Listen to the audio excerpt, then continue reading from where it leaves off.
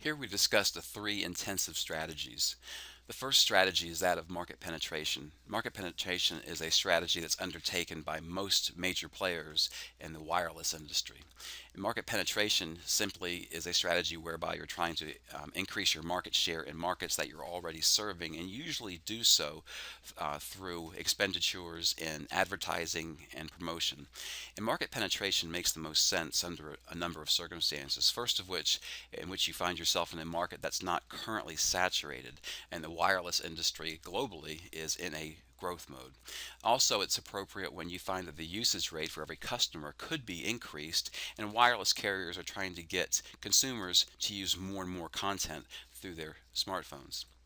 Also, when you find yourself in an industry where the relationship between sales and marketing is very high, or in other words, your competitors are spending a large amount of money for sales and promotions as a percent of sales, you'll find yourself trying to compete the same way.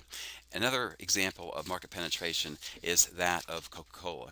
And Coca-Cola spends more money than any other company in the world on advertising every year, and they did so in 2012.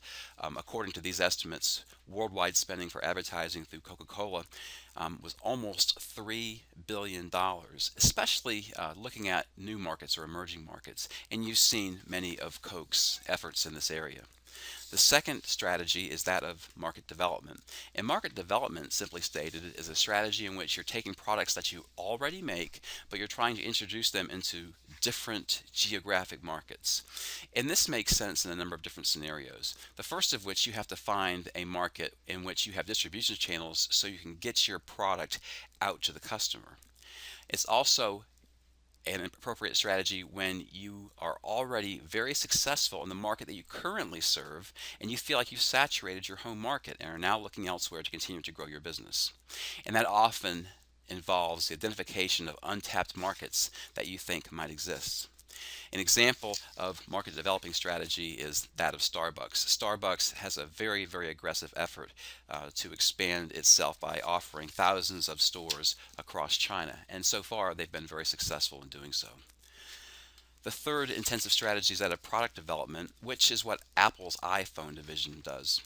Product development is a strategy whereby you're simply trying to improve or modify a product that you're already selling, and this takes a large commitment in research and development.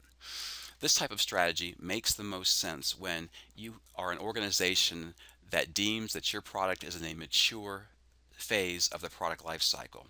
And you know, over time, Apple iPhones have increased and waned in popularity.